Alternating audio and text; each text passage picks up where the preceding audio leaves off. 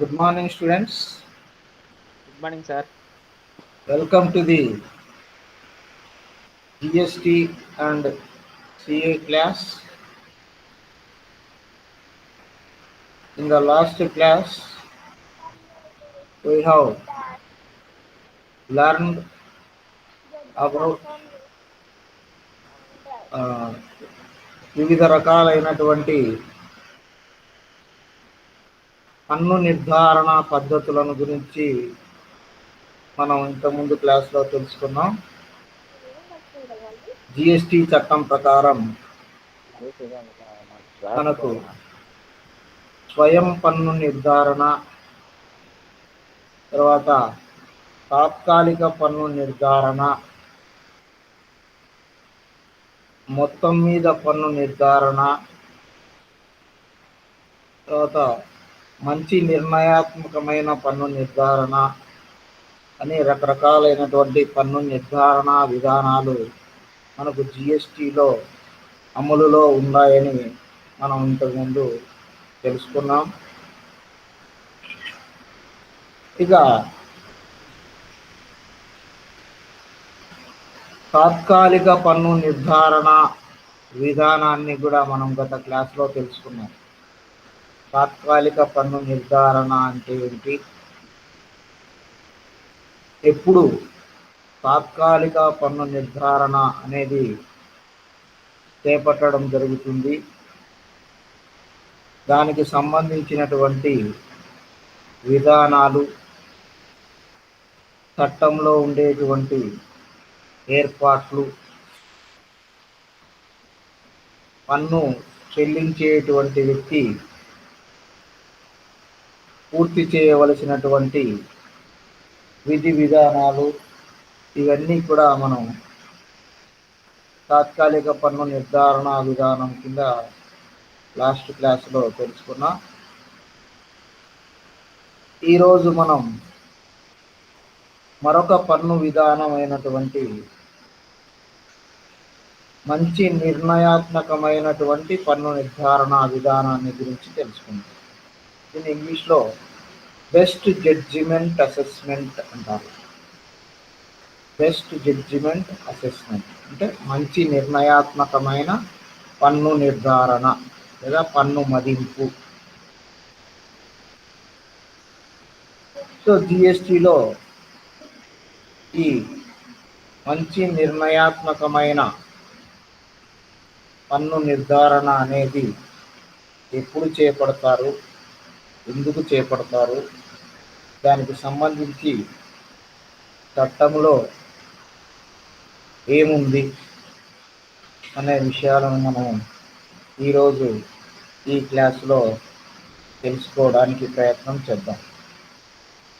Okay, so మరొకసారి అందరికీ కూడా ఈ జిఎస్టి మరియు కస్టమ్స్ యాక్ట్ క్లాస్కు స్వాగతం.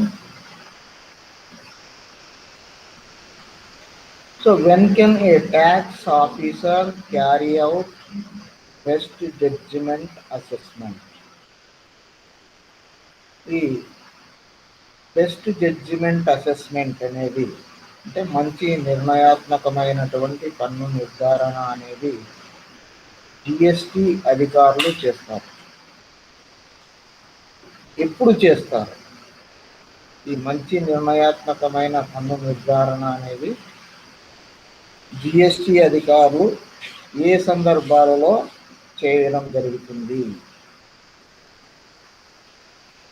In the best judgment assessment, an assessing officer assesses based on his reasoning and using the information available.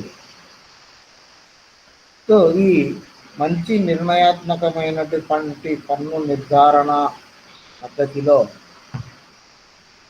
పన్నును లెక్కించేటువంటి అధికారి అతని దగ్గర ఉన్నటువంటి సమాచారం ఆధారం మేరకు, అతనికి లభించినటువంటి సమాచారం మేరకు తన యొక్క మేధో సంపత్తిని ఉపయోగించి అతడు అసెస్సీ యొక్క పన్ను బాధ్యతను నిర్ధారణ చేయడం జరుగుతుంది. So the assessment will be made without any having any bias. అంటే ఈ మంచి నిర్ణయాత్మకమైనటువంటి పన్ను నిర్ధారణ పద్ధతిలో బయాస్ అనేవి ఉండవు. బయాస్ అంటే ఏమిటంటే ఎలాంటి పక్షపాత ధోరణి అనేది ఉండదు. చట్టం ప్రకారం ఫలానా పద్ధతిలో ఇంత పన్ను విధించాలి, లేదా ఇంత పెనాల్టీ విధించాలి, లేదా ఇంత ట్యాక్స్ విధించాలి. అది ఎవరికైనా ఒకే విధానం, ఒకే పద్ధతి. అందులో ఎలాంటి పక్షపాతాలు కానీ ఇలా ఇంకొకటి కానీ ఇలాంటివి ఏవి ఉండవు అన్నమాట. Okay, so the best judgement assessment can be carried out in the following situation. ఈ మంచి నిర్ణయాత్మకమైనటువంటి పన్ను మదింపు, మంచి నిర్ణయాత్మకమైనటువంటి పన్ను మదింపు అనేది సాధారణంగా రెండు సందర్భాలలో లేదా ఇద్దరు వ్యక్తులకు సంబంధించి, అంటే రెండు రకాలైనటువంటి అసెసీలకు సంబంధించి చేపట్టడం జరుగుతుంది అన్నమాట.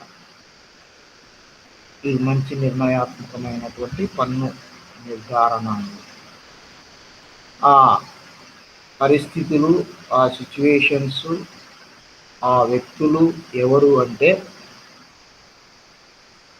ఒకటి assessment of non filers of returns, section 62. Assessment of non filers of returns, section 62.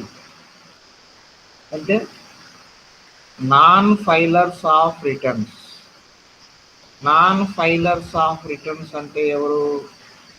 ఎవరైతే పన్ను రిటర్నులను దాఖలు పరచలేదో ఆ వ్యక్తుల యొక్క పన్ను బాధ్యతను నిర్ధారణ చేయడం. అంటే మనకు పన్ను రిటర్నులు అనేవి ఎవరు దాఖలు చేస్తారు? ఎవరైతే జిఎస్టి చట్టం కింద రిజిస్ట్రేషన్ చేసుకొని ఉంటారో వారందరూ కూడా జిఎస్టి చట్టం ప్రకారం పన్ను రిటర్నులు అనేవి ప్రభుత్వానికి తప్పనిసరిగా దాఖలు పరచాలి. ఈ రిటర్నులు అనేవి నెలవారీగా కొంతమంది దాఖలు పరచాలి, క్వార్టర్లీ దాఖలు పరచాలి, వార్షిక రిటర్నులు కూడా దాఖలు పరచాలి. అయితే కొంతమంది దాఖలు పరచరు. అది కొంతమంది కొన్ని సందర్భాలలో మరచిపోయి దాఖలు పరిచి ఉండకపోవచ్చు, లేదా కొంతమంది ప్రభుత్వానికి చెల్లించవలసినటువంటి పన్ను ఎగవేసే ఉద్దేశంతో పన్ను రిటర్నులు దాఖలు పరిచి ఉండకపోవచ్చు. ఉద్దేశం ఏదైనా సరే, ఎవరైతే పన్ను రిటర్నులు దాఖలు పరచలేదో అలాంటి వ్యక్తుల యొక్క పన్ను చెల్లింపు బాధ్యతను లెక్కించడం అనేది ఈ మంచి నిర్ణయాత్మక పన్ను మదింపు పద్ధతిలో ఒకటి. అంటే ఆ సిచ్యువేషన్, ఎవరైతే జిఎస్టి చట్టం ప్రకారం నమోదు చేసుకొని కూడా పన్ను రిటర్నులు దాఖలు చేయలేదో అలాంటి వ్యక్తుల యొక్క పన్ను బాధ్యతను ఈ మంచి నిర్ణయాత్మకమైనటువంటి పన్ను మదింపు పద్ధతిలో లెక్కిస్తారు. ఇది సెక్షన్ 62 కిందకి వస్తుంది. వీరు సెక్షన్ 62లో ఈ పన్ను రిటర్నులు దాఖలు చేయనటువంటి వ్యక్తుల యొక్క పన్ను బాధ్యతను ఏ విధంగా నిర్ధారణ చేయాలి అనేటువంటి విధి విధానాలన్నీ కూడా మనకు సిజిఎస్టి చట్టంలోని సెక్షన్ 62 ప్రకారం నిర్ధారణ చేయవలసి ఉంటుందన్నమాట. అది ఒక సిచ్యుయేషన్. నెక్స్ట్ ఇక రెండవ సిచ్యువేషన్ ఏమిటంటే, లేదా రెండవ పరిస్థితి లేదా రెండవ తరగతికి చెందినటువంటి వ్యక్తులు ఎవరు అంటే assessment of unregistered persons.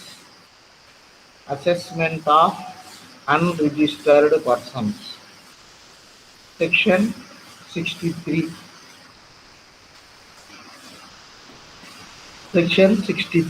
Assessment of unregistered persons.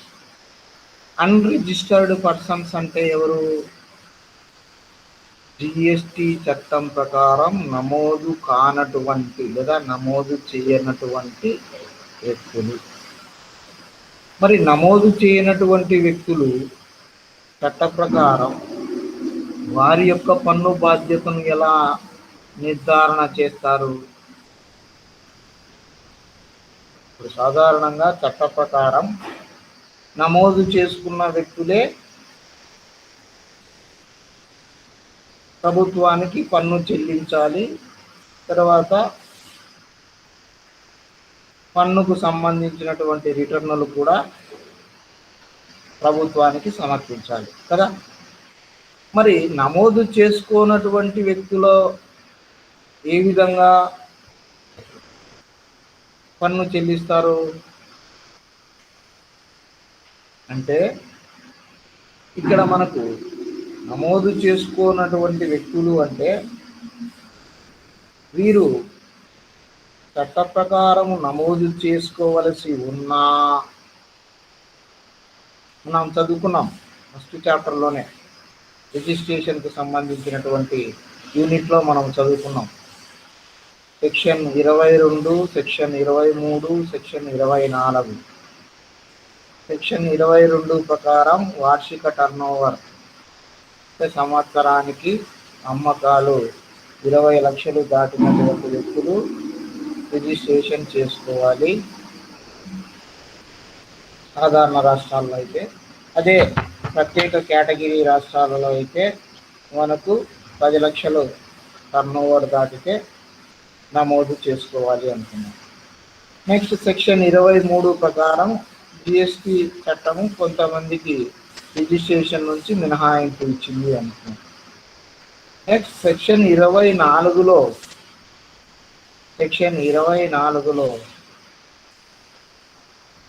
GST చట్టం ప్రకారం కొంతమంది తప్పనిసరిగా రిజిస్ట్రేషన్ చేసుకోవాలి అని తెలియజేశారు. తప్పనిసరిగా అంటే వారి యొక్క వార్షిక టర్నోవర్తో నిమిత్తము లేకుండా, అంటే వారి యొక్క వార్షిక అమ్మకాలు అనేది 20 లక్షలు లేదా 10 లక్షల కంటే తక్కువ ఉన్నా కూడా వారు సెక్షన్ 24 కింద వచ్చినట్లయితే అలాంటి వ్యక్తులు తప్పనిసరిగా నమోదు చేసుకోవాలి అని మనం తెలుసుకున్నాం.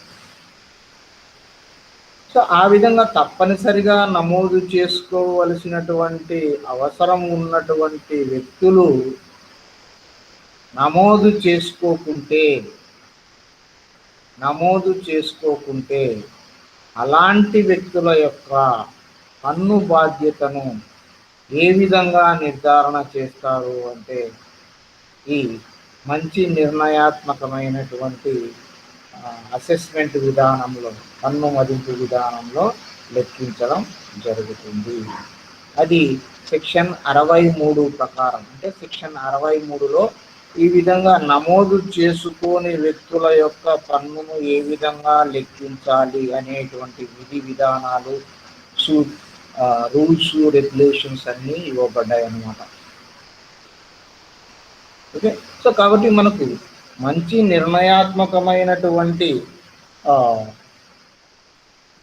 పన్ను మదింపు విధానంలో రిజిస్టర్ చేసుకొని పన్ను రిటర్నులు దాఖలు చేయని వ్యక్తుల యొక్క పన్ను బాధ్యతను నిర్ధారణ చేస్తారు సెక్షన్ 62 ప్రకారము. మరియు రిజిస్ట్రేషన్ చేసుకోని వ్యక్తుల యొక్క పన్ను బాధ్యతను కూడా నిర్ధారణ చేస్తారు సెక్షన్ 63 ప్రకారం. ఓకే, సో ఇక ఏ విధంగా చేస్తారు? రిజిస్ట్రేషన్ చేసుకొని పన్ను రిటర్నులు దాఖలు చేయనటువంటి వ్యక్తుల యొక్క పన్ను బాధ్యతను ఏ విధంగా లెక్కిస్తారు అంటే, the proper officer shall issue A notice to registered person who fail to furnish regular returns under section 39 or the final returns under section 45 of the CGST Act, requiring or asking them to file their return within 15 days. If the registered persons fail to do so, the proper officer has the power to proceed with the best judgment assessment based on relevant material available with him or gathered by him. So ఎవరైతే పన్ను రిటర్నులు దాఖలు చేయలేదో ఆ వ్యక్తులకు section CGST చట్టంలోని section 39 ప్రకారం regular రిటర్నులు, తర్వాత సెక్షన్ 45 ప్రకారం ఫైనల్ రిటర్నులు దాఖలు పరచమని నోటీసు పంపించడం జరుగుతుంది.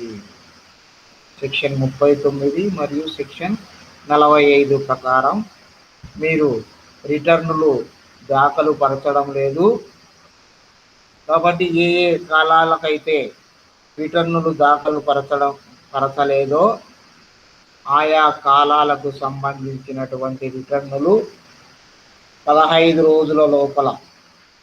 రోజులలోగా దాఖలు పరచమని నోటీసు పంపించడం జరుగుతుంది. సపోజ్ ఆ 15 రోజుల లోపల అతను రిటర్నులు దాఖలు పరచకపోతే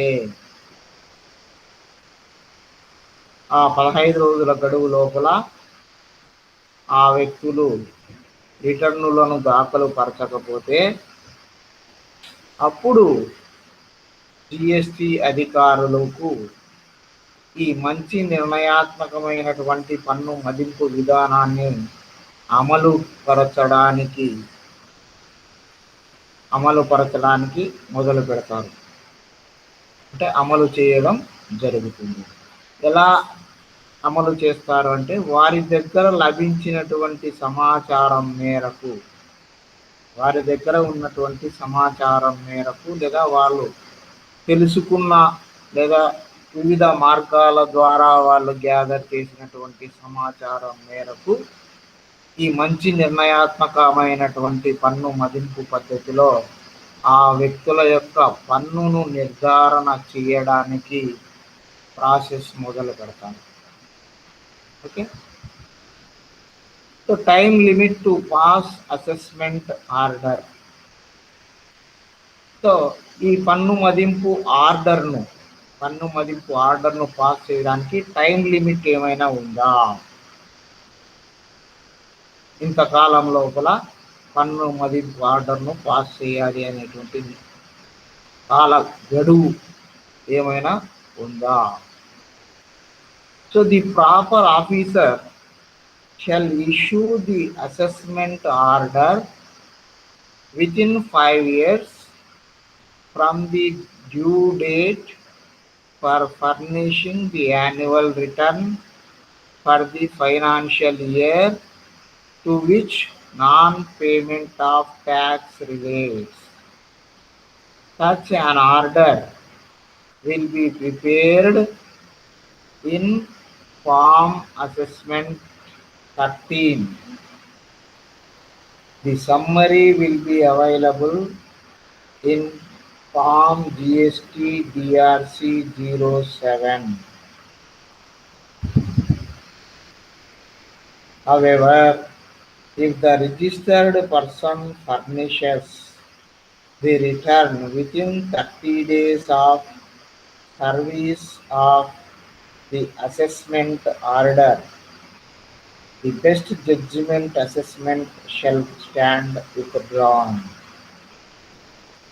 ఓకే. సో కాబట్టి మనకు పన్ను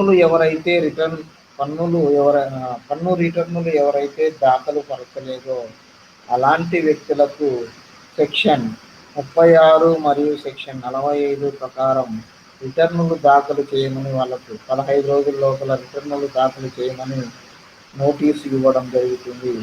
సో ఆ నోటీసు ప్రకారం ఆ వ్యక్తులు రిటర్నులు దాఖలు పరచకపోతే అప్పుడు జిఎస్టి అధికారులు బెస్ట్ జడ్జిమెంట్ అసెస్మెంట్ కింద పన్ను నిర్ధారణ చేయడం ఆ ప్రాసెస్ అనేది మొదలు పెడతారు. ఇక proper officer shall issue the assessment order within 5 years from the due date for furnishing annual return for the financial year to which the non payment of tax relates.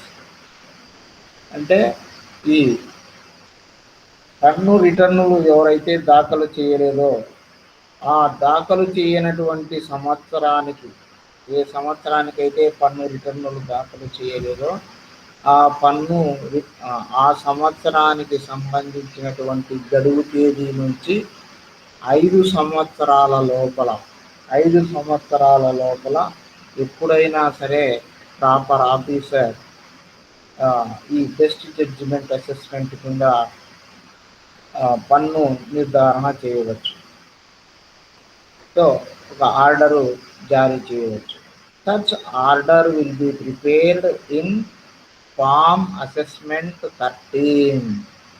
So వాళ్ళు form assessment 13లో ఈ order అనేది తయారు చేయడం జరుగుతుంది. అంటే మీరు ఫలానా సంవత్సరానికి రిటర్నులు దాఖలు చేయలేదు, సో మా దగ్గర ఉన్నటువంటి సమాచారం ప్రకారం మీరు ఇంత పన్ను చెల్లించవలసి ఉంటుంది అని అందులో తెలియజేస్తారన్నమాట.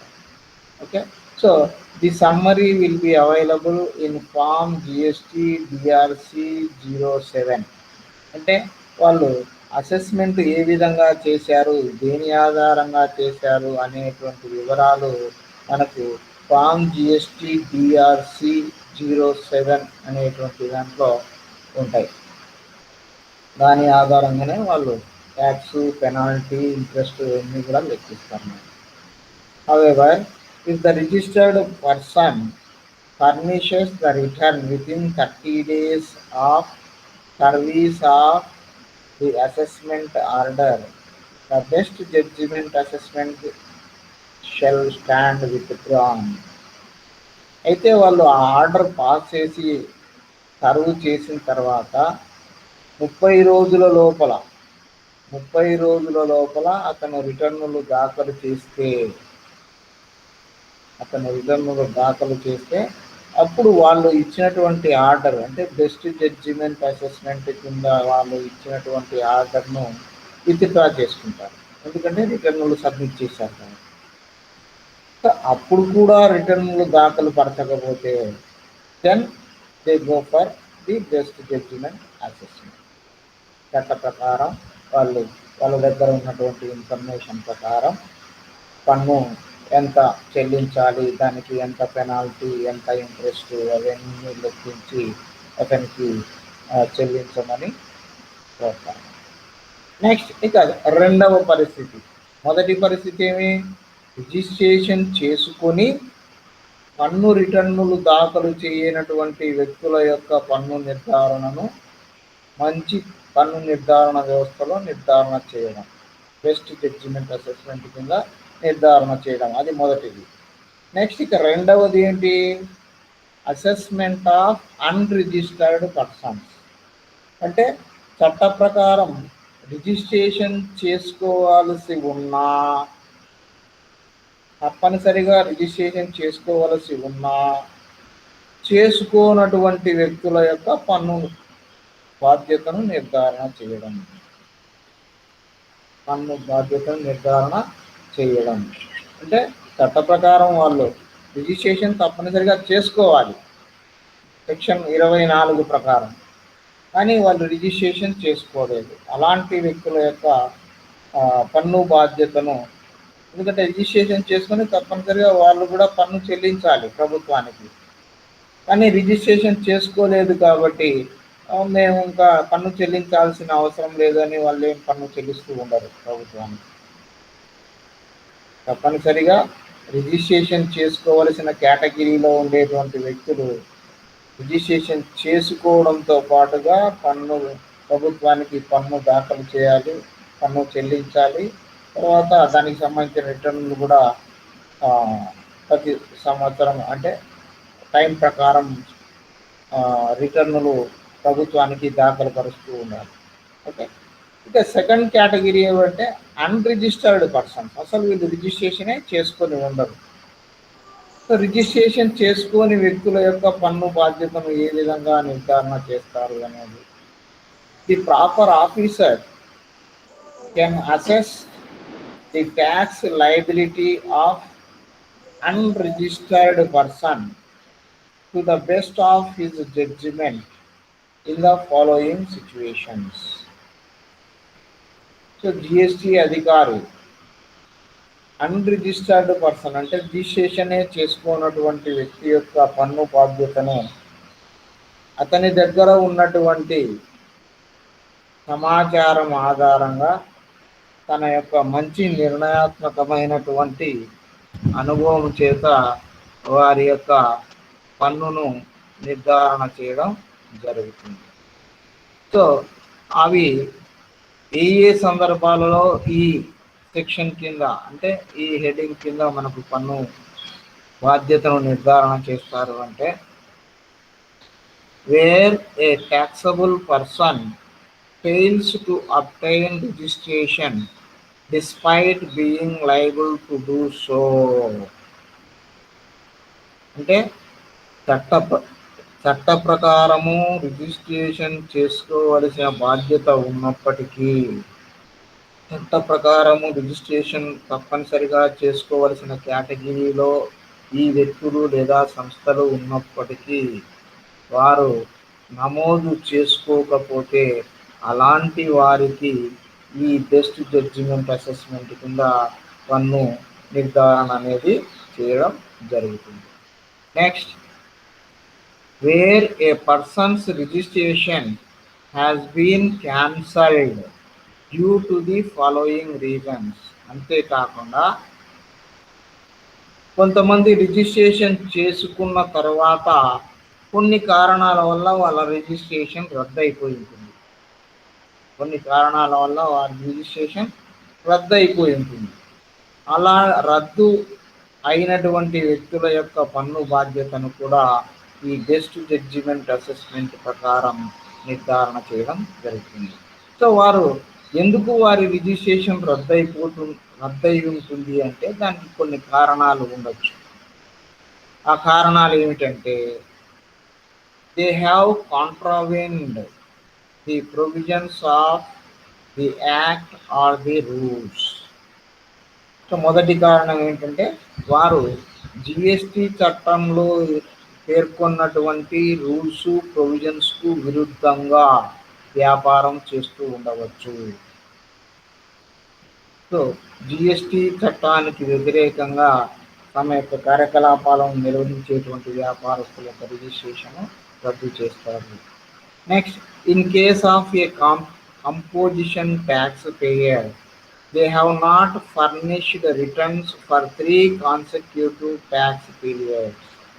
అంటే కాంపోజిషన్ స్కీమ్లో ఉండేటువంటి వ్యక్తులు వాళ్ళు గత 3 వాళ్ళు సాధారణంగా కంపోజిషన్ స్కీమ్లో ఉండేటువంటి వ్యక్తులు క్వార్టర్లీ రిటర్న్స్ అనేవి మాత్రమే ఫైల్ చేయాలి. మంత్లీ రిటర్న్లు అంటే నెలవారీ రిటర్నులు దాఖలు పరచాల్సిన అవసరం లేదు. 3 నెలలకు ఒకసారి రిటర్నులు దాఖలు చేయాలి, అంటే క్వార్టర్లీ రిటర్న్స్. ఆ విధంగా 3 నెలలకు సంబంధించిన రిటర్నులు వరుసగా 3 క్వార్టర్లకు సబ్మిట్ చేయకపోతే, 3 క్వార్టర్లకు సంబంధించినటువంటి రిటర్నులు సబ్మిట్ చేయకపోతే వారి యొక్క రిజిస్ట్రేషన్ క్యాన్సల్ చేస్తారు. Next, in case of A regular tax payer, they have not furnished returns for a continuous period of 6 months. So మామూలుగా రెగ్యులర్గా ట్యాక్స్ పే చేసేటువంటి వ్యక్తి కంటిన్యూగా 6 నెలల నుంచి రిటర్నులే దాఖలు చేయడం లేదు. అలాంటి సందర్భంలో కూడా వారి యొక్క రిజిస్ట్రేషన్ రద్దు చేస్తారు. Next, A person who had taken voluntary registration had not commenced business within 6 months from the date of registration. ఎవరైతే సెక్షన్ 22 ప్రకారం అతని యొక్క వార్షిక టర్నోవర్ 20 లక్షలు దాటి ఉండడం వల్ల స్వతంత్రంగా వాలంటరీగా రిజిస్ట్రేషన్ చేసుకున్నప్పటికీ కూడా అతను వ్యాపారాన్ని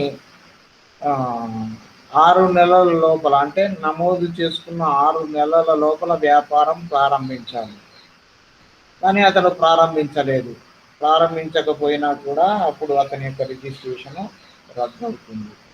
next, the registration had been obtained through fraud, wilful misstatement or suppression of facts. ఒక్కోసారి తప్పుడు పద్ధతులలో, అంటే లంచం ఇచ్చి కానీ లేదా ఇంకో రకంగా కానీ తప్పుడు సమాచారం ఇచ్చి కానీ నిజాలను దాచిపెట్టి కానీ కొంతమంది రిజిస్ట్రేషను చేసుకుంటారు. ఆ విధంగా తప్పుడు సమాచారం ఆధారంగా లేదా తప్పుడు నిజాలను దాచిపెట్టి నమోదు చేసుకున్నటువంటి వ్యాపార సంస్థలకు ఒక రిజిస్ట్రేషన్ తర్వాత ఆ విషయాలు తెలిస్తే వాటిని రద్దు చేస్తారన్నమాట. సో కాబట్టి ఈ విధంగా మనకు ఈ నాన్ రిజిస్టర్డ్ పర్సన్స్, నమోదు చేసుకోనటువంటి వ్యక్తుల యొక్క వ్యక్తుల యొక్క పన్ను బాధ్యతను మనకు ఈ జిఎస్టి చట్టంలో పన్ను మదింపు ద్వారా బెస్ట్ జడ్జిమెంట్, మంచి పన్ను నిర్ణయాత్మకమైనటువంటి విధానం ద్వారా పన్ను పేర్కొనడం జరుగుతుంది అన్నమాట. ఓకే, సో ఇది నమోదు చేసుకోనటువంటి వ్యక్తులు. రెండవది, చేసుకున్న తర్వాత కొన్ని కారణాల వల్ల నమోదు రద్దయిన వ్యక్తులు, ఇద్దరు ఆ కేటగిరీ కిందకి వస్తారు. కాబట్టి ఆ విధంగా వారిద్దరి యొక్క పన్ను బాధ్యతను నిర్ధారణ చేయడం జరుగుతుంది. Next, time limit to reply to the notice. అంటే మనకు జిఎస్టి అధికారుల నుంచి నోటీసు రిజిస్ట్రేషన్ చేసుకోని వ్యక్తులకు కానీ లేదా రిటర్నులు ఫైల్ చేయని వ్యక్తులకు కానీ లేదా రిజిస్ట్రేషన్ క్యాన్సల్ చేసుకున్నటువంటి వ్యక్తులకు కానీ ఏదైనా నోటీసు వచ్చినట్లయితే జిఎస్టి డిపార్ట్మెంట్ నుంచి దానికి ఎంత టైం లోపల మనము సమాధానం ఇవ్వాలి. అంటే the proper officer has to mention the grounds on which the assessment is proposed to be made. That is the reason for best judgment assessment in the notice issued to the taxpayer. Such a so-called notice will be available in summary form DRC 01. The taxpayer will have to submit a reply within 15 days of receiving such notice. So, ఎవరైతే మనకు ఈ best judgement assessment ప్రకారం మనకు రిటర్నులు దాఖలు చేయలేదో లేదా పన్ను చెల్లించలేదో అలాంటి వ్యక్తులకు నోటీసులు జారీ చేయడం జరుగుతుంది. అంటే షోకాజ్ నోటీసులు అంటారు. అంటే మీరు ఎందువల్ల రిటర్నులు దాఖలు చేయలేదు, లేదా మీరు ఎందువల్ల పన్ను ప్రభుత్వానికి చెల్లించలేదు, ఇది రీజన్ తెలియజేయమని మనకు ఒక నోటీస్ అనేది పంపించడం జరుగుతుంది. ఆ నోటీస్ యొక్క సమ్మరీ మనకు ఫామ్ DRC-01లో ఉంటుంది. ఇది కూడా ప్రతి ఒక్కటి కూడా ఆన్లైన్ ద్వారానే మొత్తం కరెస్పాండెన్స్ అంతా కూడా జిఎస్టికి సంబంధించిన అన్ని రకాలైనటువంటి ఉత్తర ప్రత్యుత్తరాలన్నీ కూడా మనకు జిఎస్టి ఆన్లైన్ పోర్టల్ ద్వారానే మనం చేయాల్సి ఉంటుంది. కాబట్టి మనకు ఫామ్ DRC-01లో ఈ షోకాజ్ నోటీసు సమ్మరీ ఉంటుంది. So the tax payer will have to submit A reply within 15 days of receiving such notice. So ఆ విధంగా మనకు జిఎస్టి అధికారుల నుంచి ఎప్పుడైతే నోటీసు వస్తుందో ఆ నోటీసు వచ్చిన 15 రోజుల లోపల మనం దానికి సరి అయినటువంటి సమాధానాన్ని మరలా ఆన్లైన్ ద్వారానే సబ్మిట్ చేయాలి. 15 రోజుల లోపల 15 days గడువు ఉంటుంది మనకు. 15 రోజుల లోపల మనం ఫలానా కారణం వల్ల మేము సబ్మిట్ చేయలేదు అని వాళ్ళకు తెలియజేస్తే వారు మనకు మరింత గడువును ఇవ్వడానికి అవకాశం అనేది ఉంటుంది. అయితే రిప్లై ఇవ్వడం అనేది తప్పనిసరి. రిప్లై ఇవ్వకుండా ఉంటే ఇట్ లీడ్స్ టు నెగ్లిజెన్స్. అంటే అతను నిర్లక్ష్యంగా వ్యవహరిస్తున్నాడు అనేటువంటి భావనతో వారు తర్వాత తమ యొక్క అధికారాన్ని ఉపయోగించి చట్ట ప్రకారం చర్యలు తీసుకోవడానికి అవకాశం ఉంటుంది. అలా కాకుండా మనం పొరపాటున సరే ఒక్కోసారి ఏదైనా నిజంగా పొరపాటు వల్ల మర్చిపోవడము, లేకపోతే మనం సబ్మిట్ చేసిన వాళ్ళకు చేరకపోవడము, ఏదో నిజమైన జెన్యూన్ కారణం ఉంటే దాన్ని వాళ్ళకు తెలియజేస్తే వారు మనకు మరింత గడువు ఇచ్చేదానికి అవకాశం అనేది ఉందన్నమాట. ఆ కరస్పాండెన్స్ చేయడం అనేది చాలా ముఖ్యమైనటువంటి విషయం. Next, time limit to pass assessment order. Assessment order అంటే పన్ను నిర్ధారణ ఆర్డర్ను పాస్ చేయడానికి గడువు ఎంత ఉంటుంది అంటే మనకు the proper officer shall issue the assessment order within 5 years from the due date for furnishing the annual return for the financial year to which the non-payment of tax relates. Such order will be prepared in a summary form GST DRC-07. So మనకు ఈ best judgement assessment కింద మనకు పన్ను చెల్లించకుండా రిటర్నులు దాఖలు చేయకుండా ఉండేటువంటి వ్యక్తులకు ఏ సంవత్సరానికి సంబంధించి రిటర్నులు దాఖలు చేయలేదో ఆ సంవత్సరానికి సంబంధించినటువంటి గడువు తేదీ తర్వాత 5 సంవత్సరాల లోపల ఎప్పుడైనా సరే అసెస్మెంట్ ఆర్డర్ జారీ చేయవచ్చు. సో సాధారణంగా మనకు వార్షిక రిటర్నులు దాఖలు పడటానికి ఫైనాన్షియల్ ఇయర్ పూర్తయిన తర్వాత ఆ సంవత్సరం డిసెంబర్ 31 వరకు గడువు ఉంటుంది. అంటే ఇప్పుడు సపోజ్ 2020-21 ఫైనాన్షియల్ ఇయర్ అనుకోండి. ఉదాహరణ 2020-21 ఫైనాన్షియల్ ఇయర్ అంటే ఏప్రిల్ 1, 2020 నుంచి మార్చి 31, 2021 వరకు ఒక ఫైనాన్షియల్ ఇయర్. సో ఈ ఇయర్కు సంబంధించినటువంటి రిటర్నులు, యాన్యువల్ రిటర్న్, వార్షిక రిటర్నులు దాఖలు పరచడానికి మనకు 2021 డిసెంబర్ 31 వరకు గడువు ఉంటుంది. సో ఆ గడువు తర్వాత నెక్స్ట్ మళ్ళీ 5 years లోపల ఎప్పుడైనా సరే వాళ్ళు పన్ను మదింపు ఆర్డర్ను జారీ చేయొచ్చు. 5 సంవత్సరాల లోపల మనకు గడువు తీరిపోయినా కూడా ప్రభుత్వం నుంచి ఎలాంటి నోటీసు రాలేదులే కాబట్టి మనం ప్రభుత్వానికి పన్ను చెల్లించాల్సిన అవసరం లేదు, లేదా రిటర్న్లు సబ్మిట్ చేయాల్సిన అవసరం లేదు అనుకోవడానికి వీల్లేదు. 5 సంవత్సరాల లోపల ఎప్పుడైనా సరే మన రిటర్నులు దాఖలు పరచకపోయినా లేదా పన్ను చెల్లించకపోయినా దానికి సంబంధించినటువంటి నోటీసులు, ఆర్డర్లు మనకు చేపట్టడానికి జిఎస్టి అధికారులకు అధికారం ఉంటుందన్నమాట. కొన్ని ప్రత్యేక సందర్భాలలో ఇంకా ఎక్కువ కాలం కూడా వాళ్ళకు అధికారాలు వస్తాయి. మనం ఇంతకుముందు తెలుసుకున్నాం కదా, మనకు జిఎస్టి అధికారులకు కమిషనర్ స్థాయిలో అధికారాలు ఇంకా ఎక్కువ ఉంటాయి. కాబట్టి ఏదైనా సరే చట్టం ప్రకారం మనం వ్యాపారం చేస్తున్నాం, వ్యాపారంలో పన్ను వసూలు చేయడం, ఆ వసూలు చేసినటువంటి పన్నును కరెక్ట్గా ప్రభుత్వానికి చెల్లించడం, మనకు రావలసినది ఏదైనా ఉంటే దాన్ని చట్ట ప్రకారం మనము తీసుకున్న తర్వాతనే నికర ట్యాక్స్నే ప్రభుత్వానికి చెల్లించమని కోరుతూ ఉండేది ప్రభుత్వం. ఇప్పుడు నువ్వు పన్ను వసూలు చేసినావు, యువర్ ఏ బిజినెస్ మ్యాన్, వ్యాపారస్తునివి, పన్ను వసూలు చేసినావు, కరెక్ట్ పన్ను వసూలు చేయి. అందులో నీకు పన్ను ఇన్పుట్ పన్ను కింద నీకు రావాల్సినది ఏదైనా ఉన్నట్లయితే దాన్ని మినహాయించుకో, నికర మొత్తాన్ని మాత్రమే ప్రభుత్వానికి చెల్లించి దానికి సంబంధించిన సమాచారాన్ని రిటర్నులలో దాఖలు చేయి, అంతే ప్రభుత్వం కోరుకుంటున్నది. కాబట్టి ఏదైనా సరే ఒక్కోసారి మనకు చిన్న చిన్న పొరపాట్లు ఏమైనా జరుగుతూ ఉంటాయి. అలా జరిగినప్పుడు సపోజ్ మనకు ఏదైనా నోటీసు వచ్చినప్పుడు దానికి విత్ ఇన్ ఏ పీరియడ్, అంటే తొందరగా మనం దానికి సమాధానం ఇస్తే మనకు అవకాశం అనేది వస్తుంది. మన ప్రాబ్లం ఏదైనా ఉంటే దాన్ని చెప్పుకోవడానికి కానీ లేదా మనకు అవకాశం వస్తుంది. నోటీసులకు రిప్లై ఇవ్వకపోతే మాత్రం మన వారి యొక్క అధికారాలను ఉపయోగించి చట్ట ప్రకారం ఏం చేయాలో అలాంటి చర్యలు చేపట్టడానికి జిఎస్టీ అధికారులకు అధికారం ఉంటుంది.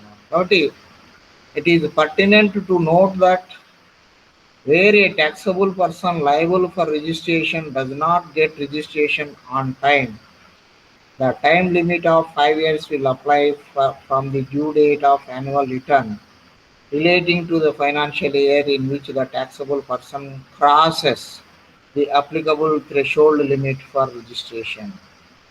సో కొంతమంది రిజిస్ట్రేషన్ మొదట్లో రిజిస్ట్రేషన్ చేసుకోరు, కానీ నిదానంగా వ్యాపారం పెరిగే కొద్దీ లిమిట్ దాటిపోయి ఉంటుంది. మొదట్లో 20 లక్షల లోపలే ఉండొచ్చు, 20 లక్షల లోపల ఉంది కదా అని మనం రిజిస్ట్రేషన్ చేసుకోవాల్సిన అవసరం లేదని వ్యాపారం కంటిన్యూ చేస్తూ ఉంటారు. కానీ తర్వాత వ్యాపారం అనేది జనరల్గా ఇంప్రూవ్ అవుతూ ఉంటుంది కదా, ఎప్పుడూ ఒకే రకంగానే వ్యాపారం జరగదు, ప్రతి సంవత్సరం పెరుగుతూ ఉంటుంది. సో కాబట్టి మనకు పెరిగిన తర్వాత కూడా వాళ్ళు రిజిస్ట్రేషన్కు అప్లై చేసుకోకుండా అలాగే కంటిన్యూ చేస్తూ ఉంటే అది జిఎస్టీ అధికారుల దృష్టికి వస్తే వాళ్ళ ఎప్పుడు ఎలిజిబిలిటీ వచ్చింది అనేది అంత నిమిత్తం లేకుండా గత 5 సంవత్సరాల నుంచి కూడా వాళ్ళు పన్ను ఈ లెక్క ప్రకారమే లెక్కించి అతనికి ఆర్డర్ పాస్ చేసేటువంటి అధికారం ఉంటుంది. సో ఈ విధంగా మనకు బెస్ట్ జడ్జిమెంట్ అసెస్మెంట్లో మనకు అంటే మంచి నిర్ణయాత్మకమైనటువంటి పన్ను మదింపు విధానంలో పన్ను అసెసీల యొక్క అంటే పన్ను చెల్లింపుదారుల యొక్క పన్నును లెక్కించి వసూలు చేయడం అనేది జరుగుతుంది. Okay, so thank you very much for joining the class. Join అయిన వాళ్ళు నెంబర్ పోస్ట్ చేసి ఎగ్జిట్ అయిపోండి.